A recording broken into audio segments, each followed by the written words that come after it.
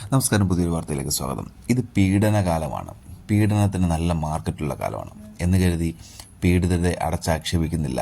അങ്ങനെയുള്ള ജെനുവിൻ കേസുകളുണ്ട്, ഇഷ്ടംപോലെ ഉണ്ട്. പക്ഷേ നമ്മൾ കഴിഞ്ഞ വീഡിയോയിൽ പറഞ്ഞൊരു കാര്യം നിവിൻ പോളിയുടെ കേസാണ്. ആദ്യമേ നമ്മൾ പറഞ്ഞിരുന്നു ഇതിലൊരു ചതിയുണ്ട്. അതുപോലെയാണ് ഇന്ന് റിപ്പോർട്ടർ ചാനൽ വളരെ ഗംഭീരമായി കൊണ്ടുവന്ന DYSPയുടെ ക്കെതിരെയുള്ളൊരു കേസ്. കാരണം പ്രത്യക്ഷത്തിൽ എൻ്റെ പ്രശ്നം എന്ന് വെച്ചാൽ ഈ DYSP ആണ് റിപ്പോർട്ടർ ചാനലിൻ്റെ അഗസ്റ്റിൻ മുതലാളിമാരെ അറസ്റ്റ് ചെയ്ത് മുട്ടിൽ മുറിയിൽ അറസ്റ്റ് ചെയ്തത്, ജയിലിലടച്ചതും അങ്ങനെയുള്ള ഒരു പ്രതികാരത്തിൻ്റെ കഥ ഇതിന് പിന്നിലുണ്ട്. ഇത്തരം തരം താണ പ്രവൃത്തി ഈ ചാനൽ മുതലാളിമാരെ കാണിക്കല്ല. റിപ്പോർട്ടർ ചാനൽ നല്ല ഗംഭീരമായിട്ട് ഉയർന്നു വരുന്നൊരു സമയമായിരുന്നു. അതിൽ അരുൺകുമാറിനെ പോലെ പണിയെടുക്കുന്ന ആൾക്കാരുണ്ട്.